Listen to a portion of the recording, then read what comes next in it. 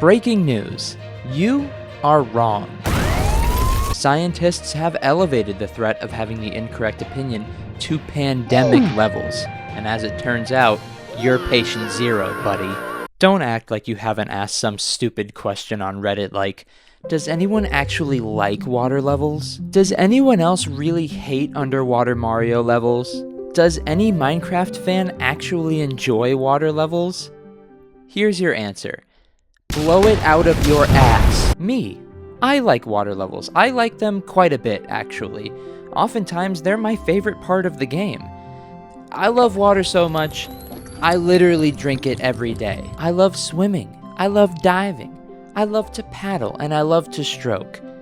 Backstroke, that is. You make me fucking sick. When I first navigated the internet as a small child who probably should not have been navigating the internet, I was mainly on sites and forums that centered themselves around video games. That, or I was asking Google if the Loch Ness Monster was real. Jury's still out on that one. And when I was on these gaming sites, I was shocked at just how prevalent all these negative opinions on water levels were. This wasn't just a small but loud minority. You all truly despise this shit. This shook me to my core. This rocked the very atoms that make up my being. Because for me, the best parts of all of these games were the water levels. I don't think that this is just a difference of opinion here. I really think you're wrong on this one. And if you can just endure a mere 30 to 60 minutes of yet another white guy on YouTube talking about video games, I know I can change your opinion on this. But in order to do that, we're going to have to start from the very beginning.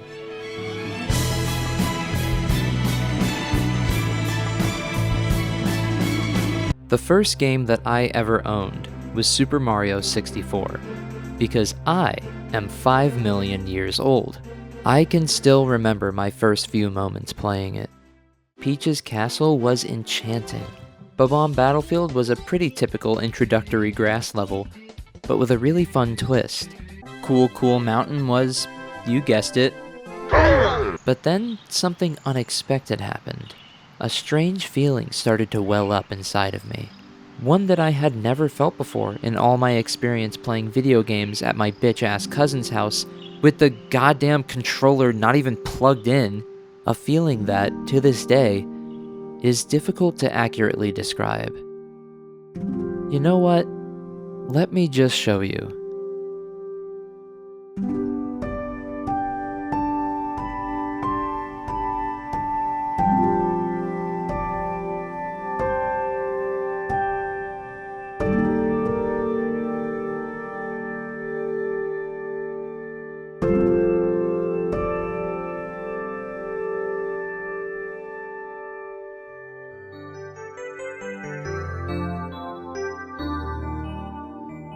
Jolly Roger Bay fascinated me in a way that I didn't think video games could. The sunken ship was haunting. The way the surface of the water moved while watching it from what felt like a mile below was strangely cozy. Finding this secret cave all the way down here made me feel like an accomplished explorer scouting uncharted waters for the first time. Strange otherworldly beauty covered every inch of that serene lagoon. I spent what felt like hours in the water, and much like when I'm in your mother's room with the door locked, I never wanted to get out. Come on now. It affected me so deeply that for the next few years of my gaming career, I would continuously ask questions like, can you go swimming in this game? What happens if you try to go swimming? What happens? Can you go underwater? Try to go underwater. Why can't he swim? Is he stupid? I loved playing as a Zora and zipping through the ocean. My heart raced as I blasted my speedboat down waterfalls. I just really like when they got the monkey swimming, you feel me?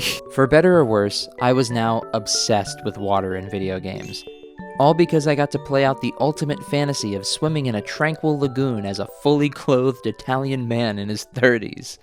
The enchanting music that moves through you like waves on a tranquil sea. Discovering sunken treasure like I really am one of the Goonies. Exploring mysterious subterranean caves, and avoiding the ravenous jaws of a gargantuan carnivorous eel.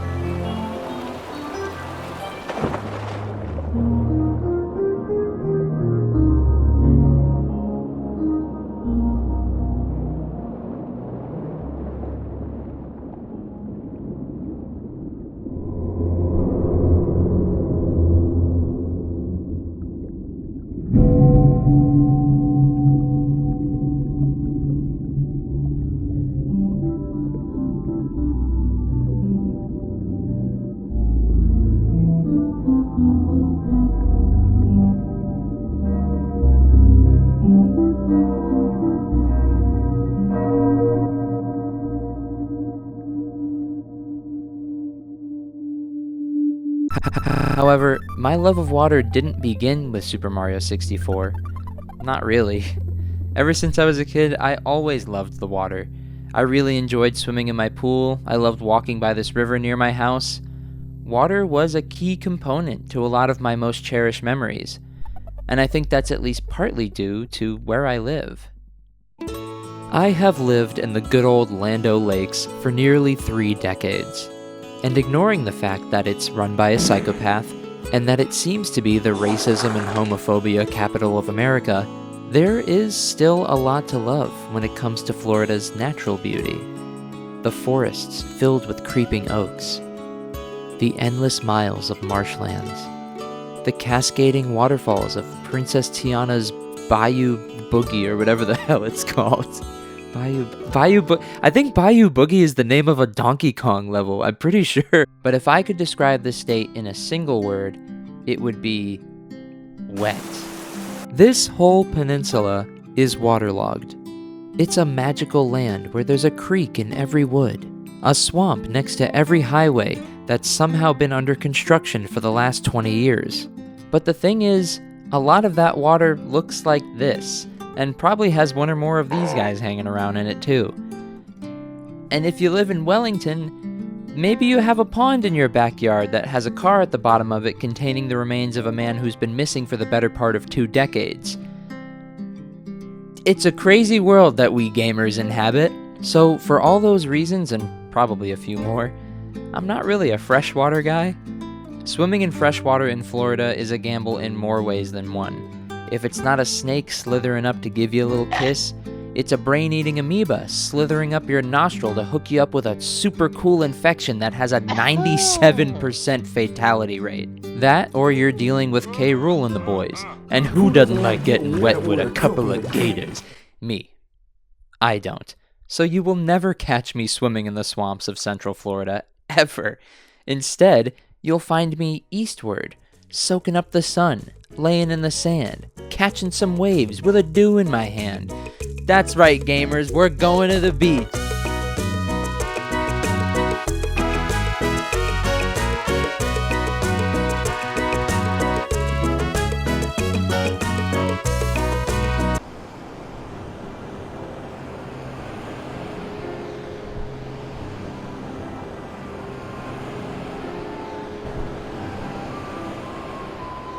I know this may come as a shock due to my worryingly pale complexion, but I love the beach. I have always loved the beach.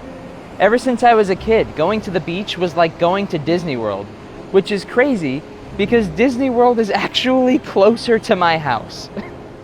But it worked out really well because I grew up primarily during the 6th generation of video game consoles, a generation that focused very heavily on water.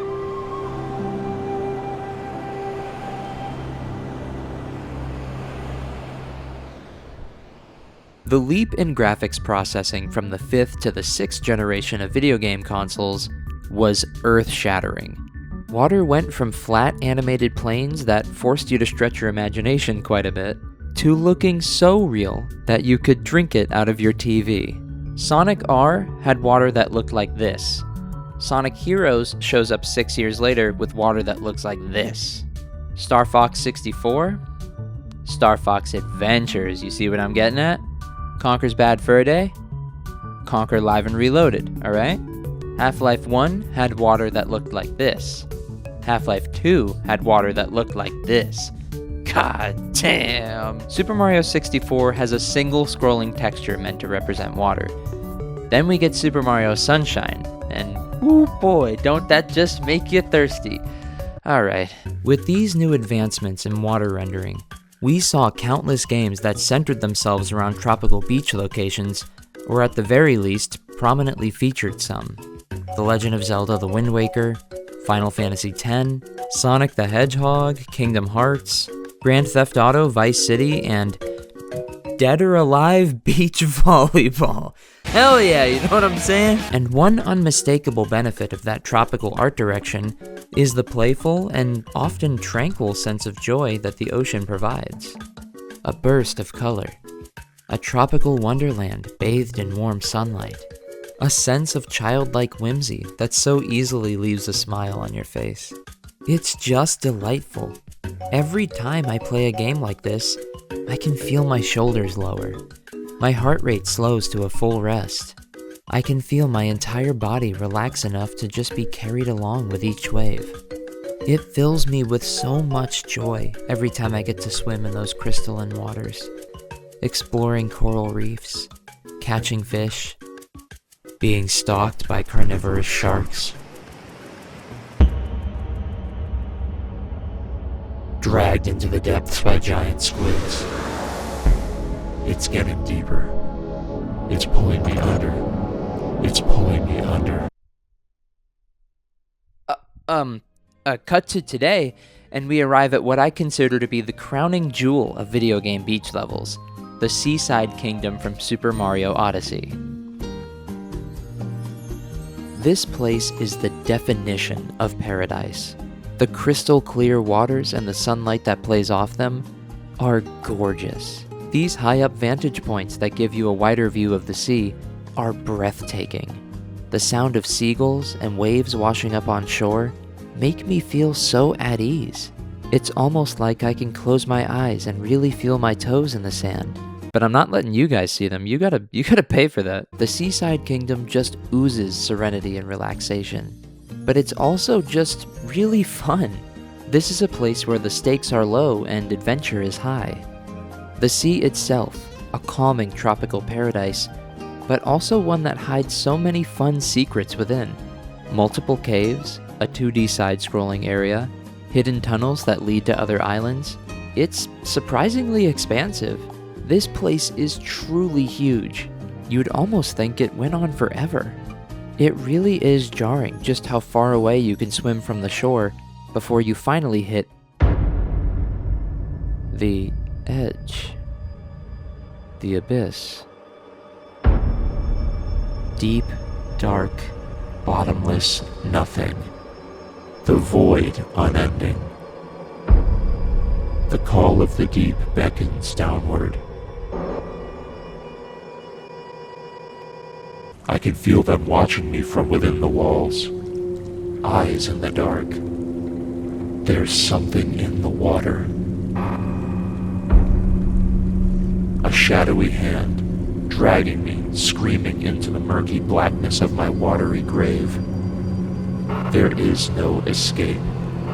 There is only the abyss.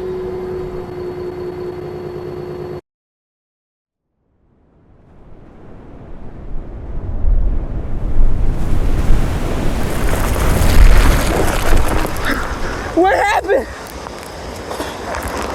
What the f*** just happened?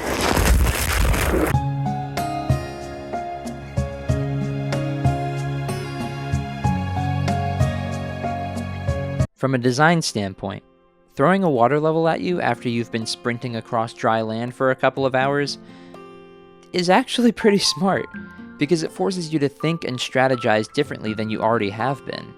It's easy to see that this was the original intention, but it only took a few years for that focus to shift, even if it was just slightly. Now it's not just about the challenge, it's not just about the floaty controls or the enemies that can hit you from every angle. Now, it's about the adventure. It's about the majesty and beauty of a world so unlike anything you'll find on dry land. Fascination in a world so unexpected, so alien in the most delightful ways. It's about the mystical wonder of a place where monkeys can hold their breath forever, and the iron boots in your pocket don't weigh you down until you put them on. It's the spirit of adventure, exploring all the breathtaking wonders of the sea. It's brilliant. And now, thanks to the mere existence of a level such as this, it forces you to look at the entire world differently and recontextualize your entire experience. This secondary function of creating a more realized world has always been what's affected me in a more meaningful way. It further pulls you into the experience and shows you a new perspective on a world that you're already more than familiar with. Sure, you've seen all the peaks and valleys of Hyrule, but isn't it super cool that this temple was hiding beneath Lake Hylia the whole time? The forests and donut plains of Super Mario World are fun and exciting indeed. But isn't it equally as exciting to know that there's so much color and life all the way down here? These moments can be genuinely moving, and not just because of how unexpected they can be, not simply because of colorful art direction, realistic water rendering, or even the physical level design itself. While it seems that most of the internet has blindly made up their mind about the level of fun one would experience when playing a water level, there is one aspect that I know none of you dryland elitists can even attempt to discount, something that I know we all can agree on.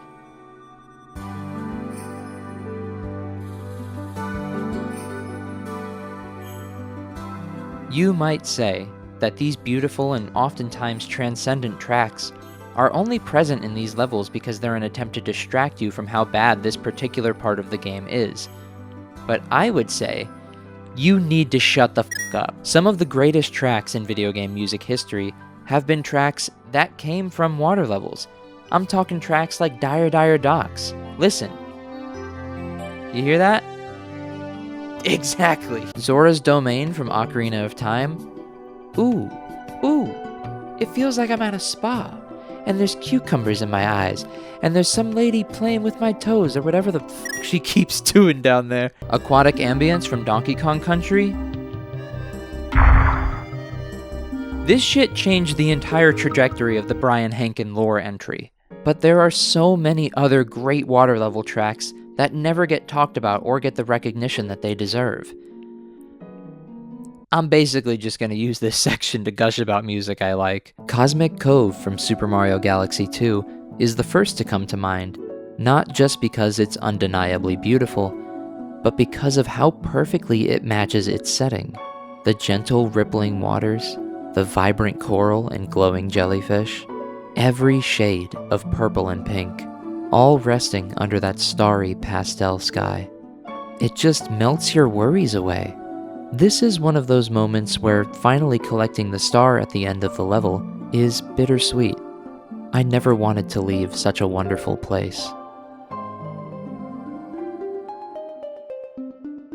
Atlantis from Banjo-Tooie is captivating, mysterious, and a bit spooky all at once.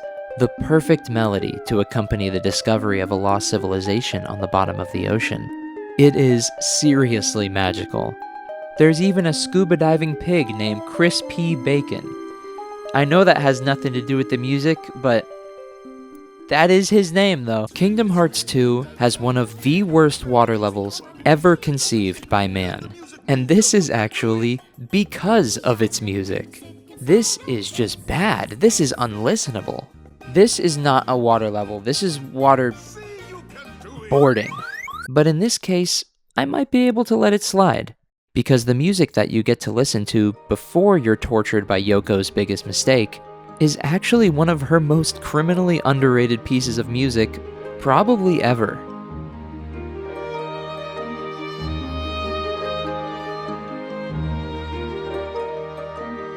Isn't it lovely? That's actually the name of the song. And yes, it is. It certainly is. It makes you feel so light, as if you're just floating without a care in the world. If Atlantica and Kingdom Hearts 2 was just this music without any of the other rhythm game bullshit that follows, we'd be living in Ponyville by now. Then you have something like the Great Bay Temple from Majora's Mask, which... honestly, this one kind of puts me on edge. Maybe we'd skip to a different one. Treasure Trove Cove from Banjo-Kazooie is a fantastic example of some classic video game beach music. Okay, can we stop this now? Super Mario Galaxy has a few good ones where... Not that one. Put the bowl on. I don't remember what it's called. Hydro City Zone from Sonic the Hedgehog 3 has music that is just disgustingly good, criminally underrated, and just... Okay, we're done with this now. We're playing it safe. Donkey Kong. Yeah. We know the monkey has some jams. Aquatic Ambience. Easy. In a snowbound land. Easy. Mermaid Palace.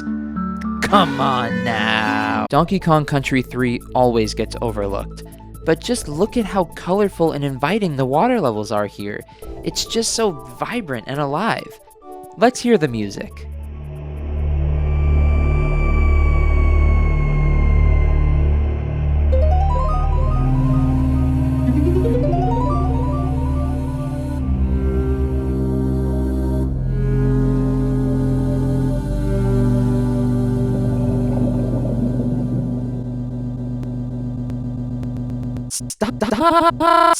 Stop, please.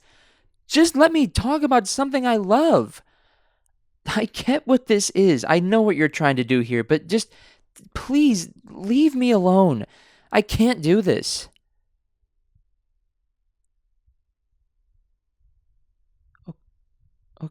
Okay.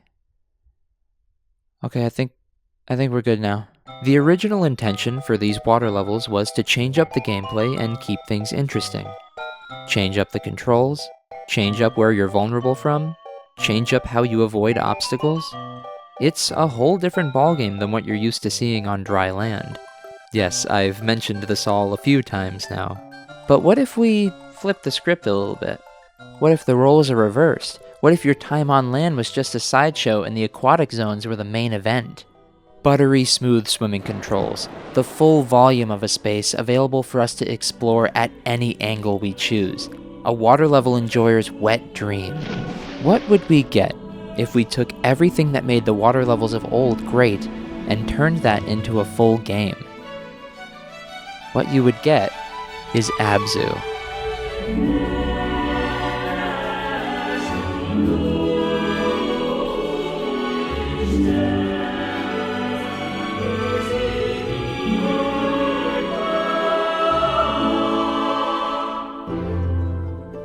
Abzu is a wonderful explosion of color and life. The majesty and mystery of the ocean on full display, surrounding you at all times. Colorful reef fish dominate the shallows. Whales dive into the blue expanse, their songs echoing into the deep, where goblin sharks, glowing jellyfish, and anglers have made their homes. There's just enough prodding of your imagination here to keep you wondering about your true place and purpose in this ocean. Remnants of a lost civilization sleep on the bottom of the sea, its hulls adorned with hieroglyphs and artifacts left behind by a race of people who seemingly disappeared centuries ago. It is a feast for the senses and a feast for the mind.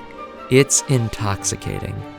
There are few games I'd give this title to, but I can confidently say that Abzu could be a game best played under the influence of substances that are legal in your area and which are used responsibly, if you catch my meaning. But you didn't hear that from me, just remember that. If anybody asks, you didn't hear me say that. Just as with any other water level, the music is a major part of Abzu's identity.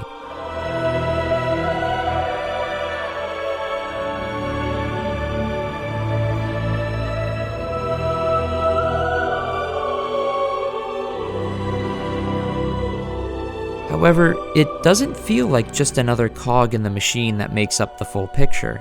It more so serves as the beating heart of the entire experience. The music doesn't just accompany you through the world, it is the world. This swelling orchestra propels you through every sweeping current, flows gently through every golden kelp forest, bathes every reef in rays of brilliant light. It breathes life into everything. Even in the deepest, darkest trenches, far from the sun's reach, life finds a way to exist in every corner of this living, breathing ocean. An ocean that, even for its expansiveness, never makes you feel insignificant. You are a welcome visitor in these waters, and every creature that calls this place home welcomes you with open arms. The ever-expansive and ever-growing Sea of Thieves is a joy to sail across. This game screams adventure. Getting a full crew together and setting out to discover buried treasure, fight skeleton pirates, and plunder ancient temples, all while never forgetting to shoot your friends out of a cannon every now and again, is such a blast.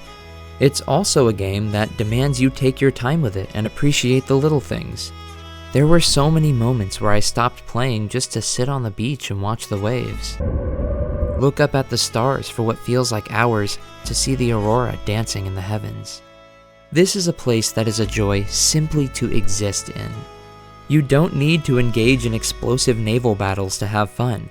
You don't have to follow a map to be taken on an epic quest. Hell, you really don't have to follow any of the main quests to really get this game. Sea of Thieves is a magical experience that can be fully appreciated just by stopping to appreciate it. A sunset at the end of a successful voyage. Creating a 4-piece band to jam out to some sea shanty bangers. Finding a high vantage point to watch a storm roll across the sea. Falling off the ship into the open water. Watching it sail off into the distance. Completely unaware that you've been left behind. Hearing a roar echo from the deep. The deep dark of the abyss. No light, no sound, suffocating darkness. There is no escape.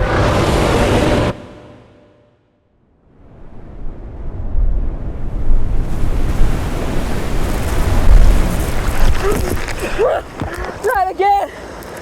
Fucking goddamn it!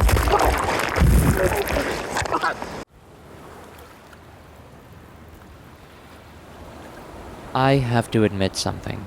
Something that I tried to ignore, something that I wanted to forget. But it seems inevitable now. There's nowhere else for me to run. I do love the ocean. It fills me with such immense joy in a way that no other place can. But for all of that joy and admiration, I am terrified of the ocean. Its expansiveness forces me to come to terms with my own insignificance. Its impossible depths block out all other thoughts and attempts at rational thinking, placing my deepest fears at the forefront of my mind. Fears of drowning, of being lost forever. Fear of the setting sun, the horizon consuming all light and allowing darkness unending to consume me. I have this recurring nightmare of being stranded in the middle of the ocean at night. Nothing, except for the suffocating darkness. The only sense I can rely on is sound. So I do my best to keep my head above water, and I listen, trying desperately not to panic. Is that the wind, or the groaning of the endless deep? Was that splash just the crashing of a wave, or something else? This darkness alone isn't what scares me. The miles of water beneath my feet is not what drives fear like a cold dagger into my heart. My fear is that, as I float above that abyss, I would be anything but alone. Detecting multiple Leviathan class life forms in the region. Are you certain whatever you're doing is worth it?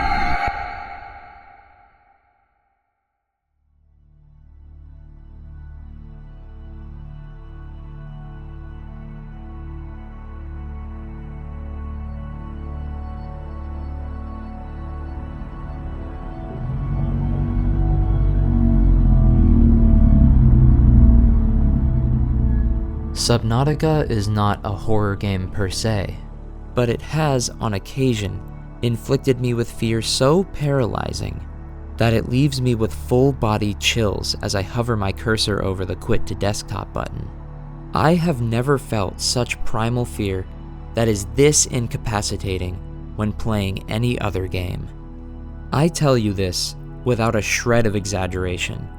I consistently have extremely vivid nightmares about Subnautica, so viscerally terrifying that I wake up in a panic, gasping for air and drenched in sweat. I find this game to be so terrifying, so absolutely and totally paralyzing, that to this day, I cannot play it. I have never made a significant amount of progress in Subnautica's main story. It is simply too much for me. The only way I can ever get my foot in the door is to play in creative. A mode where you never run out of oxygen, never get hungry, and nothing can ever hurt you. In fact, nothing even tries to hurt you. But that doesn't make it any less horrifying.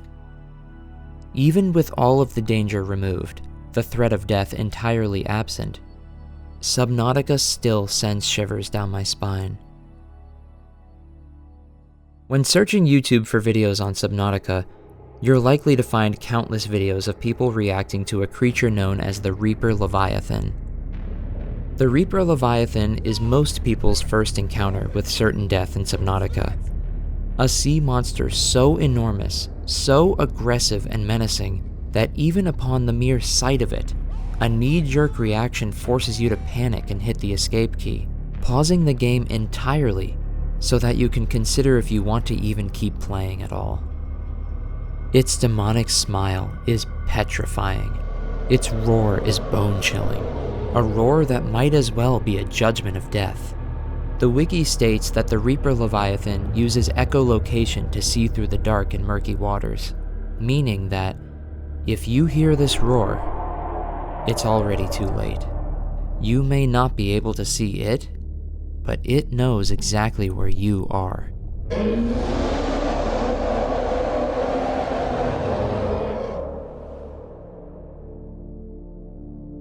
I can remember a while back I was swimming through this more accommodating ocean, still making a swift 180 at every new sound I heard in the deep, still afraid to get too close to the Reaper Leviathan, and still unnerved by the ecological dead zones.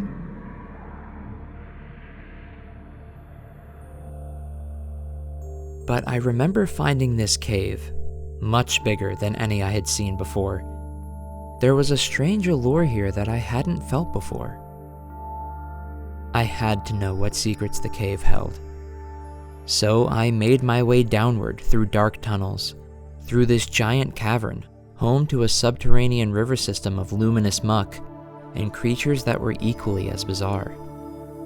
It was mesmerizing. I had spent so much time exploring an ocean that looked enough like my own that I never even considered that a place like this could exist. And yet, there I was, in a world far more alien than the one I thought I had already found myself. And still, the path went even deeper. I followed, a brave explorer scouting uncharted waters for the first time, though it wasn't long before I saw something that made my heart sink.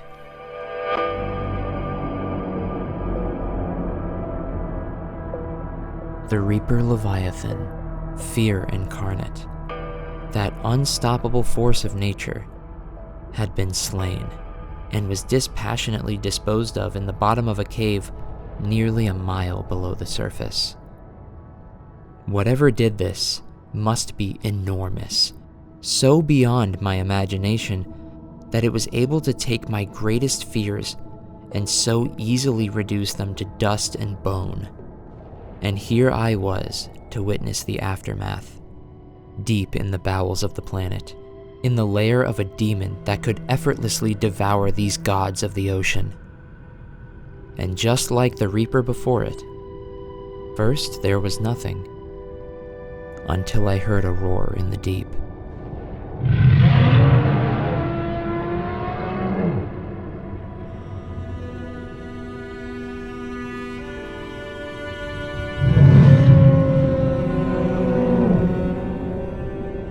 Here it was, the ultimate evil, the Leviathan Slayer, the culmination of all my deepest fears in the deepest depths of the world.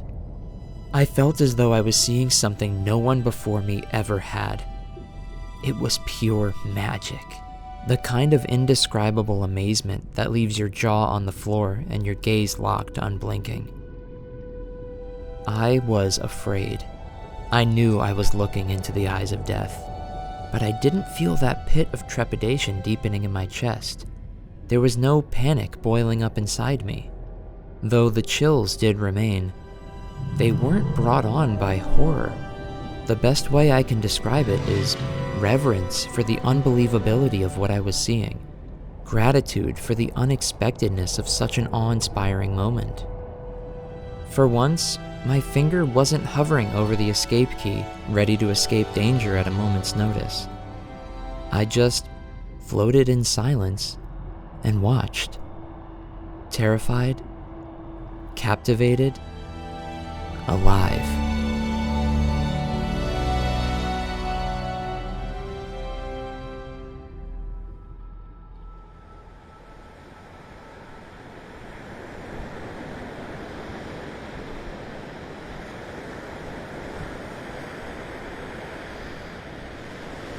In late 1873, a man named Theophilus Picot went out to go fishing off the coast of Newfoundland, Canada, and discovered something very strange.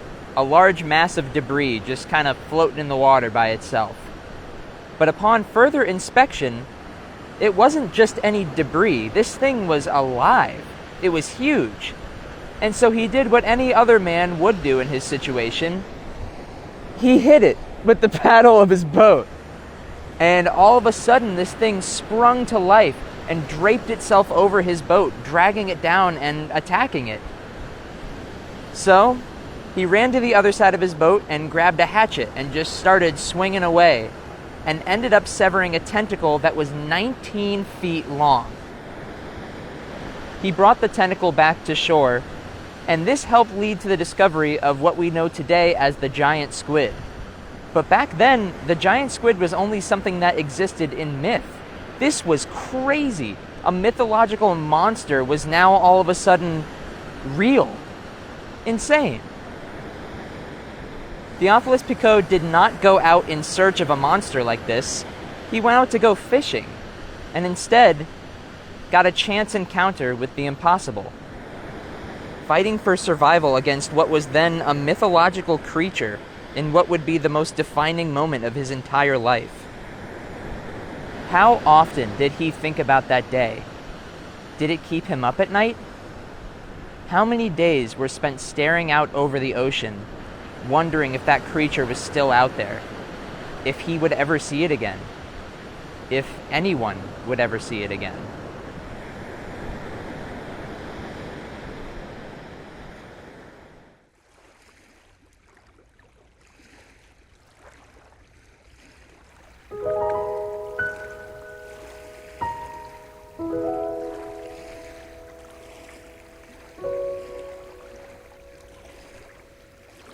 All of that footage you saw of Subnautica was recorded years ago. I was actually capturing the footage for a different video that never got made, but I kept it all this time because of what I saw. I found that cave entrance by accident. I aimlessly swam through all those passages and got myself disoriented enough to never be able to find my way back out, only to have a chance encounter with the impossible. I have continued to play Subnautica again since then, but try as I might, I cannot find that cave entrance again. Admittedly, I play for a few minutes and get a little too scared and turn the game off prematurely, but I have looked. I have searched everywhere and cannot find it, and the thing is, I'm not sure if I ever will. I refuse to look it up. I will not read a guide, I will not read a wiki, I'm not going to watch a video of someone doing it, because I want those few moments down there. I want it to retain the same magic it had then, now. I have thought endlessly about the remains of the Reaper Leviathan, the reverence I now felt for the one thing that I feared most, the indomitable king of the sea, unceremoniously dethroned. I have laid awake at night, thinking about the monster I saw in that cave. I have dreamt about that moment, reliving it over and over again in my mind. I have stared out across the sea, and wondered if it's still out there, if I'll ever see it again, and what other secrets lie far below.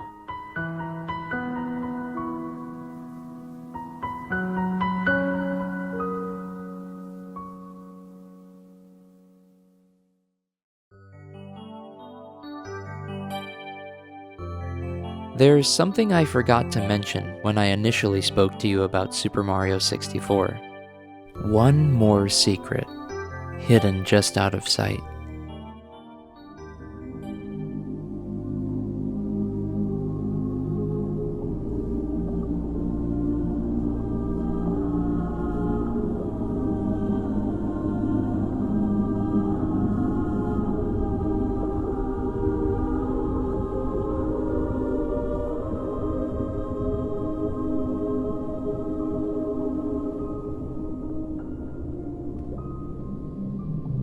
For the longest time, I haven't been able to accurately describe how this room makes me feel.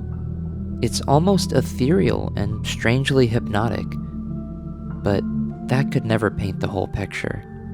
I feel as though, more than likely, the words just haven't been invented yet. I always wondered exactly where this place was.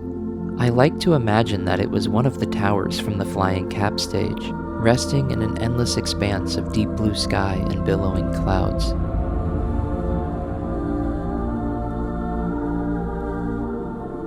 Wherever I was grateful to be there. The different tints and shades of each of these giant windows always made me feel so warm, like the world was granting me permission to stay for a while, forget all my worries, and just watch the clouds pass by. But therein lies my uneasiness. Stop for a moment and really look at this place. It took me quite a while to realize it myself. Don't you see? Look around. There are no doors, no exits, no pockets of air, and no way to keep yourself from eventually drowning. To be inside this chamber is to be sentenced to death. This is a chamber designed to drown its occupants. And yet, it is still beautiful to me.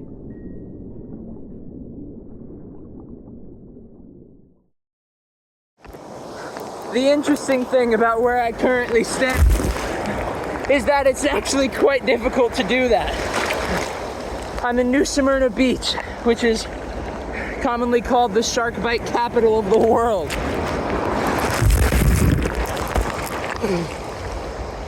I wonder why they call it that.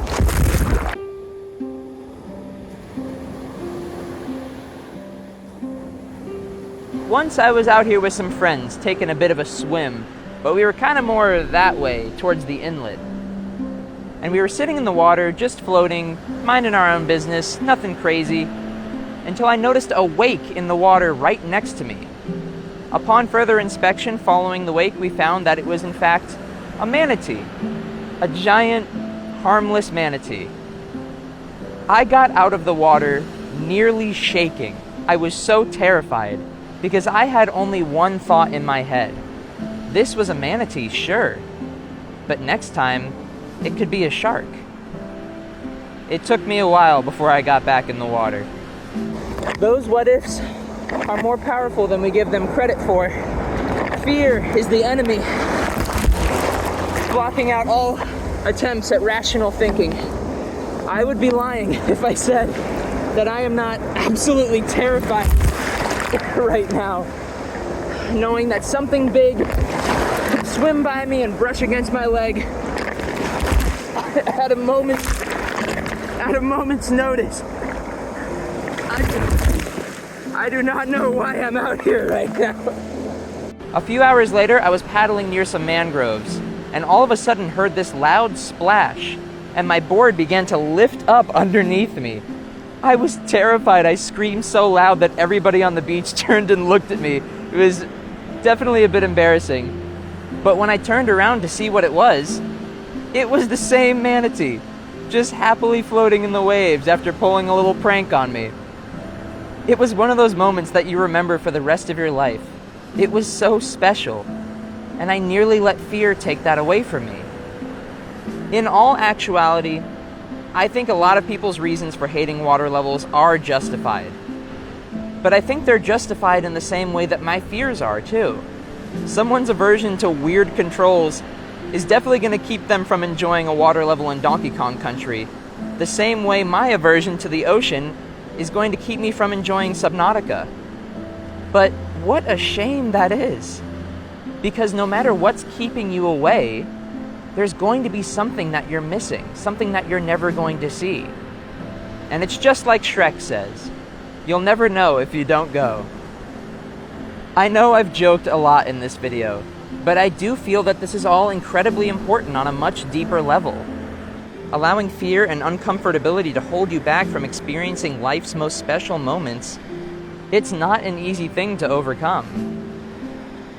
Remaining in your safe zones where everything is expected and risk is entirely absent, hovering your finger over the escape button at the first sign of trouble, sure, it's safe, but is it really a meaningful existence? Humans have been telling stories of deep-sea leviathans and monsters for as long as we have been telling stories. And since, we've gone deeper than we've ever thought possible. And what we've seen is absolutely incredible. The world that we inhabit is undeniably beautiful and dangerous. But I think the risk is worth the reward. Don't you? I could very easily give in to everything that I'm afraid of. The depths, the dark, deep-sea leviathans. But you know what? I will not allow fear to let me miss such a special moment. There is risk in everything we do, no matter what it is. So you know what? The sun is out, and the water's just fine.